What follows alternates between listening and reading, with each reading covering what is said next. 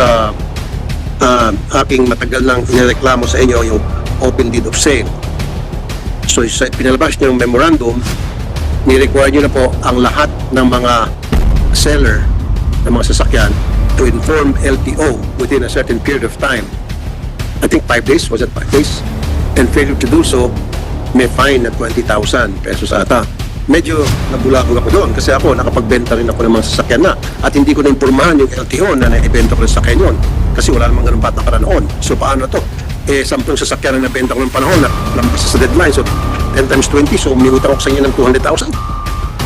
Ano yun? Continuous improvement of our operations. Sir. Thank you. Dalawang tanong lang po. And then siguro kung meron gusto nyo tanong si Senator Mark Villar o Senator Cynthia. Nag-take over po kayo, di ba? So, kayo na po yung mga bagong board. Ano po yung nakita nyo yung mga anomalya o katuwalian ng previous board na pinalitan ninyo? Kung meron man. Sir. Can you hear me that? The NEA took over and positioned a task force for our board of directors in January 2023 based on the administrative decision that was issued by NEA. Sir, so just answer my question po. Ano po, kung meron man, ano po yung mga katiwalian, ano man yan na inyo pong na-discovery na ginawa ng previous mga members ng board? Yun lang po yung tanong ko lang. Kung meron, kung wala. Wala naman pong anomalya as is, sir. It's just a matter of disallowances po na Sige po, Nea? Nea? Nandito ba yung Nea? Okay, Nea? Don't worry, sir. Wala kayong problema sa akin. Yung previous meron kasi nareklamo sa akin yan noon eh. I remember. So, Nea, ano yung mga katiwalian na na-discovery po ninyo sa Bineco from the previous board directors? Yes, good morning, Mr. Chair. Good morning, Senator Mark Villar and Senator Cynthia Villar. The NEA, after having conducted an audit, has removed the previous members of the board of Bineco on the basis of findings of that said members of the board have unduly received benefits and allowances, availed of and mismanaged substantial loans to the detriment of Bineco, as well as amended the terms of payment for several of its service providers without the required approval of NEA, among others that have been the subject of an administrative committee case and has led to the dismissal of the previous members of the board of directors. Very good. Now, Typhoon Christine will make landfall in Baguio. It will be a direct hit in 10 hours, meaning dinner time. Ready ho ba ang Bineco? Prepared ho kayo? Anong klaseng preparations po ang mga ginagawa niyo ngayon? Yes, sir. Our standard operating procedure for typhoons that are coming, we already activated in the last 48 hours our Bineco Emergency Response Program for all linemen to be on 24/7 and also activated the support services in order that we will be ready. Our warehouse is ready for any need for any material disbursement. And of course, we will continue to patrol our areas and to be prepared for any eventuality, sir. Thank you po, sir. Now, let's move on to the Pampanga Rural Electric Cooperative, Presco. Presco, meron kayong statement? Make it short, please. Good morning, Your Honors. Good morning. I'm Ronald A. Perez in behalf of Pampanga Rural Electric Cooperative Incorporated. I would just like to manifest for the renewal of the franchise of Presco, considering that Presco is one of the pioneer electric cooperative in the country. Started in 1968. We also attained our mandate for the total electrification of our franchise. And considering from 2012 up to 2023, we are categorized as AAA electric cooperative by the National Electrification Administration. That's all, Your Honor. Okay, thank you. So therefore, Aklan Electric Cooperative, Akelco, Benguet Electric Cooperative, Bineco, and Pampanga Rural Electric Cooperative, Presco. So submit additional position papers kung meron kayo and makita-kita lang tayo sa TWG sa susunod. Thank you. You are dismissed. Okay na? Pwede na kayong umuwi. Good morning sa inyo. Okay. Good morning po. Thank you. Thank you. Thank you, sir. Thank you. Now, punta tayo sa LTO. Ito, marami-rami tayong katanungan sa LTO. Andito si Sen Mark, back up ko to. Okay. Now, LTO. First things first. Maganda yung nilabas yung memo, random, circular. tungkol doon sa aking matagal nang inireklamo sa inyo, yung open deed of sale. So sa pinalabas niyong memorandum, ni-require niyo na po ang lahat ng mga seller ng mga sasakyan to inform LTO within a certain period of time. I think 5 days, was it 5 days? And failure to do so, may fine na 20,000 pesos ata. Medyo nabulabog ako doon kasi ako nakapagbenta rin ako ng mga sasakyan na at hindi ko na-impormahan yung LTO na naibenta ko ng sasakyan yun kasi wala namang ganun patakaran noon. So paano to?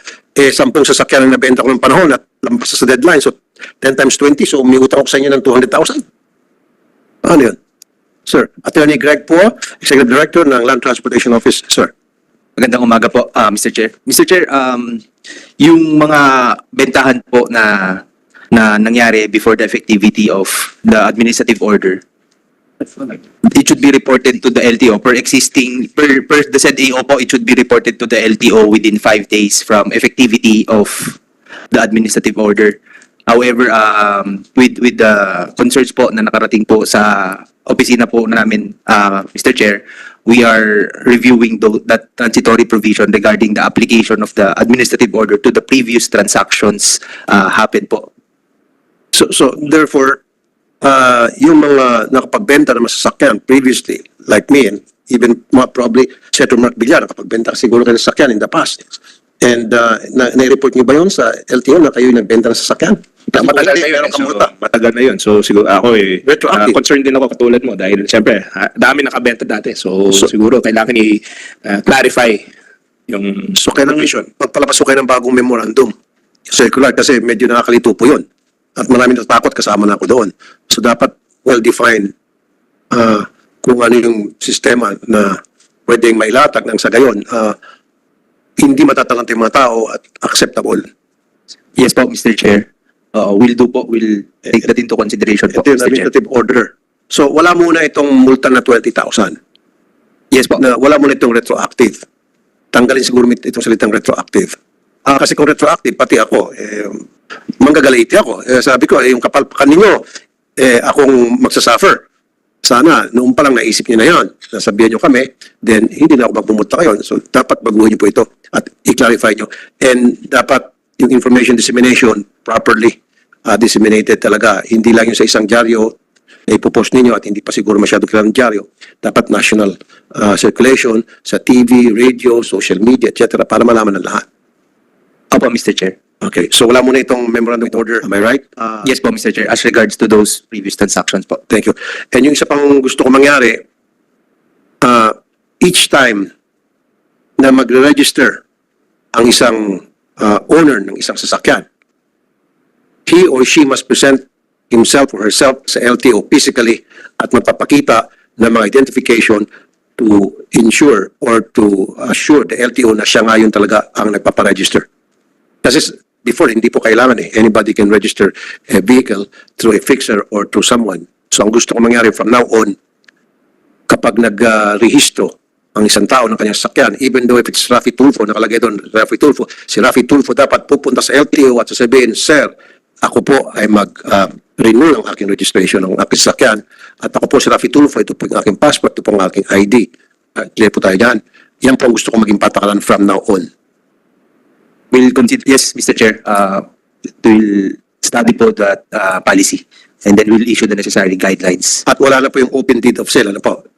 Yes po, Mr. Chair, definitely po. Dun sa AO po yan po yung iniiwasan po natin dyan, yung mga open deed of sale. Kaya nga briefly para sa kalaman, no, lahat dito, Senator Mark, marami na kasi ako na-enkwentro sa aking programa na nagkaroon ng problema isang sasakyan, naka-hit and run o nakabangga at may ginawang kalokohan yung sasakyan na yon, and then nakuha yung plate number, pupunta ng mga pulis, yung address na nakaregister sa LTO, sasabihin nung tao doon sa bahay na yon, wala dito, that wrong address.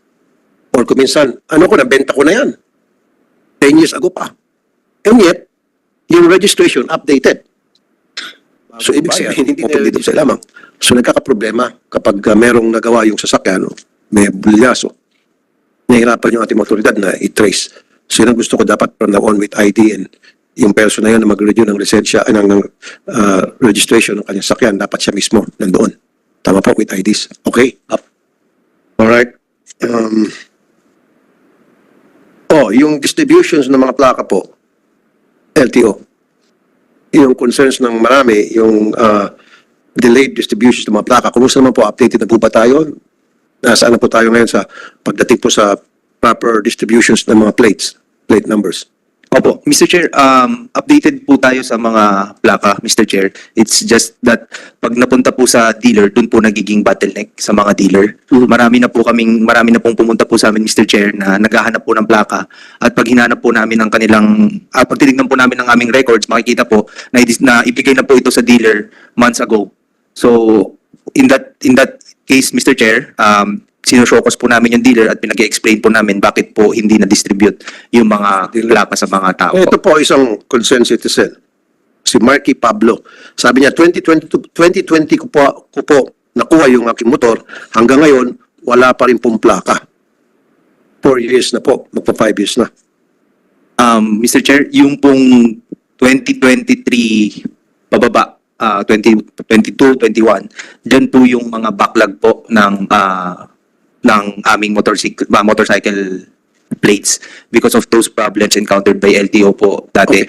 So, in order to address that po, Mr. Chair, yung production po namin, bulk of our production is to address the backlog. Okay. Tapos, while we are addressing the current demand, I need to double check, Mr. Chair, kung yung 2020 motorcycles na nabenta po ng 2020 ay meron na pong Sir, plaka. gawa niyo ng paraan by all means at all cost. Na yung mga 2020 pa na nabili ng mga motorsiklo, gusto ko po na by the end of this year, may bigay na po yung mga plaka nila dahil sila po ay prone sa paghuhuli ng mga MMD, traffic enforcer or other traffic enforcement group. Huliin sila, harasin sila, paparahin sila sa mga checkpoint. Kawawa sila.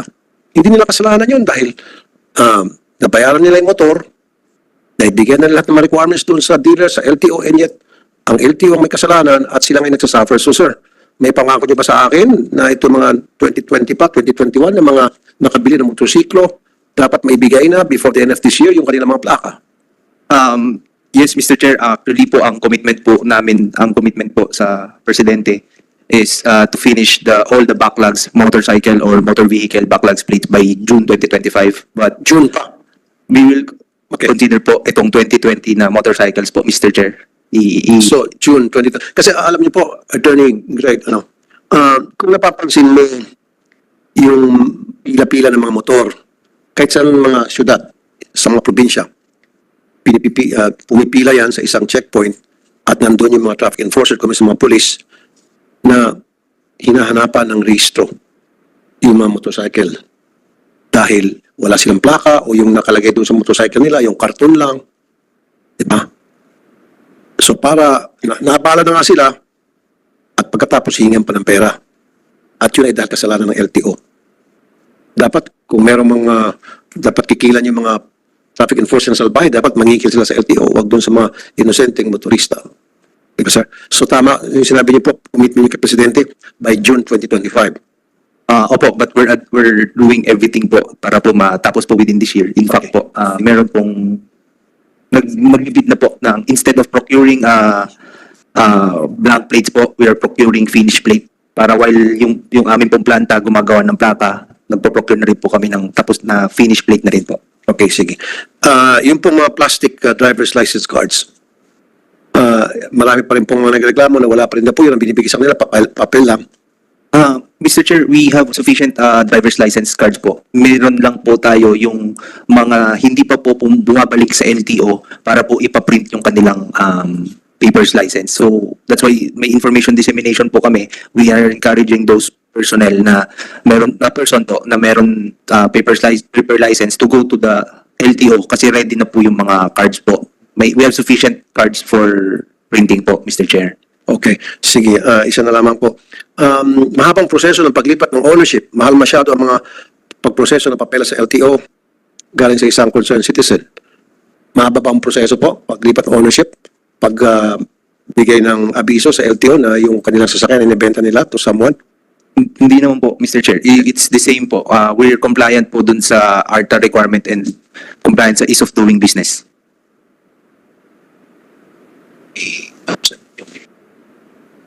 Okay.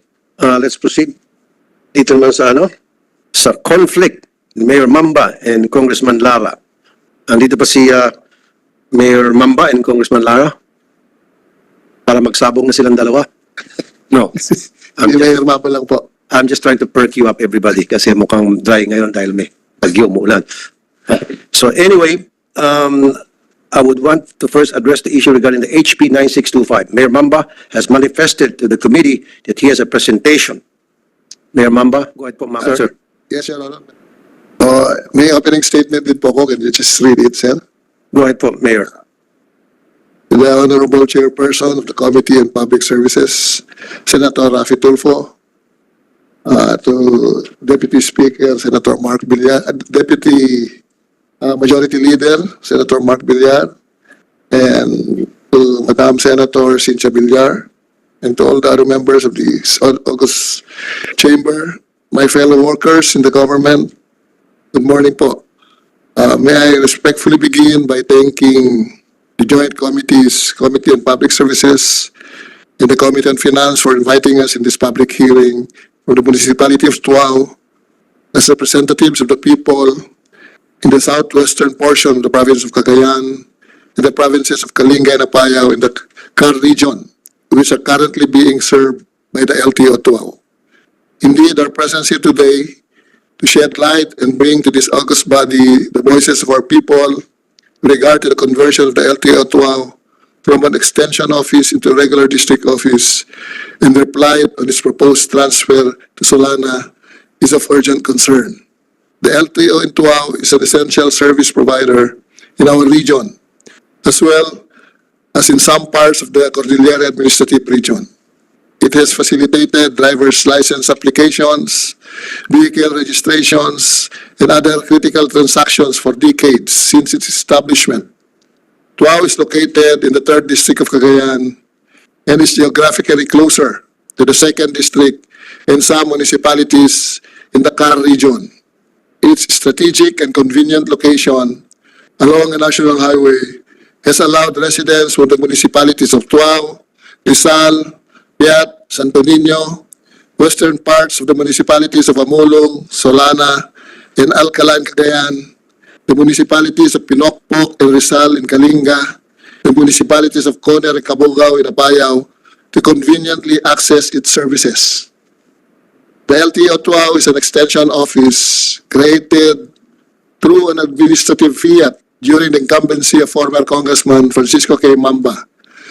In 1992 to 1995, who wrote a letter to former President Fidel Ramos requesting for its creation, as well as the creation of a National Bureau of Investigation sub-office, as the NBI at that time was located in Ilagan, Isabela. Such requests were approved, hence the LTO was constructed on the lot. Mayor, excuse me, mahaba pa po ba yan? Mga isang oras pa po. Sandali lang, sir. Sandali po, Mayor, may gusto yung tanong ata si Senator Mark Villar. Okay po, okay po. Opo, Mark? maraming salamat, Chairman. At una po, at least natutuwa naman po ako at nabigyan po si Mayor Mamba ng pagkakataon para at least express nila kung may mga concerns nila sa paglipat ng LTO office. Sangayon naman ako sa pag-upgrade. Maging regular office yung LTO office. May concern lang po ako sa paglipat dahil alam ko matagal na po ang existence ng office ngayon at marami na silang, katulad ng sinabi po ni Mayor Mamba, marami na pong areas na sinaservice, hindi lang po sa Cagayan, pati po sa CAR region. Kaya gumastos ng gobyerno para sa pagtatayo ng office. Gusto ko lang malaman, ba't kailangan pang ilipat? At nagkaroon po ba ng study para sa paglipat ng LTO office? Ano pong basis ng paglipat? At ba't kailangan? Since knowing that gumastos na po ang gobyerno sa existing office. Ba't kailangan pa? Yung iba po dito sa proposal is only upgrading. Ito lang yung ito lang yung version na may kasamang paglipat ng LTO office. So, syempre, may cost din yan. May cost din yung paglipat. So, ano pong justification para sa paglipat ng Sino gustong sumagot? Would like to answer the question of Senator Mark Villar? Anybody, Mayor? Would you like to answer that? Or anybody from the LTO? Mayor? Ang sulat po ng previous director, nagpatulong po sa amin, yung dating Director Sales, na for the office without transfer. Pero nagulat na lang ho kami nung nasa Congress na may provision na to transfer it to the neighboring municipality. Yun lang naman po yung Opo, wala naman po akong problema kung magtatayo ng office sa ibang lugar, ng satellite office o ng office.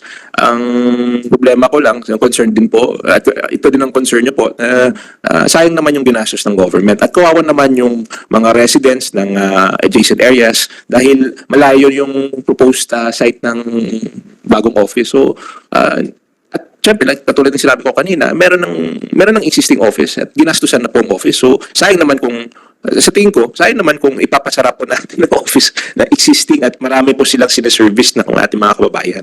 So, is there anyone who can give a justification for this? Meron bang feasibility study sa paglipat? May reason ba para sayangin yung pondo ng gobyerno dahil may existing structure already? Anybody would like to answer that question of Senator Mark? Okay. Mr. Manuel, sir, can you identify yourself? I can't see your name plate. I'm Manuel Pericawa. And you're from? LTO Region 2, sir. Okay, sir. Please, go ahead, answer the question. Actually, Mark.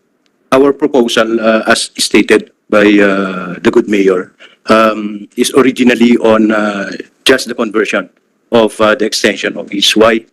Because we already have an existing building and a lot, and we have been doing as well good in the area, catering even the neighboring towns of, actually the towns of Apayao, particularly Pinukpuk, Coner, and Kabugao, and some areas of Kalinga. So, Your Honor, Mr. Che, I differ to the good wisdom of the committee, the decision as to whether or not transfer will be adopted. But definitely, it is our wish that Tuaw Extension Office be converted into a regular office so that it will have its own plantilla positions and its budget from the GAA. Your Honor, Mr. Chair, all of our extension office nationwide are just missionary office. We have been stretching our budget. We have been stretching our personnel. So it is our wish that Tuaw Extension Office be converted into a regular office. Yes, thank you. So I support that the wishes that this office be converted into a regular office. So Mr. Chairman, hence given the opinions of hearing the opinions of the LTO and of course the mayor of Tuaw, I would like to respectfully move that the LTO extension office in the municipality of Tuaw, Cagayan, which is proposed to be converted into regular district office in the subject House bill, maintain its office in the current location, and that be reflected in our committee report. Okay. Thank you, Senator Mark, and thank you, Mayor Mamba. Congressman Mark Go, would you like to make a statement? Yeah, well, I would like to seek the approval of this committee, Mr. Chair, on the upgrade of the classification of the LTO Baguio District Office from Class C to Class A and the conversion of the Baguio Licensing Center into a regular LTO Class B licensing center in the city of Baguio, Mr. Chair, as I have earlier manifested. Thank you. Okay, thank you. So, for the attendees present for the creation or upgrading of LTO offices, please submit your position papers, if any, so we can expedite the passing of your respective bills. So, notices and invitations for the next succeeding meetings will be sent accordingly. There being no other matters for consideration, this hearing is hereby suspended. Thank you, ladies and gentlemen.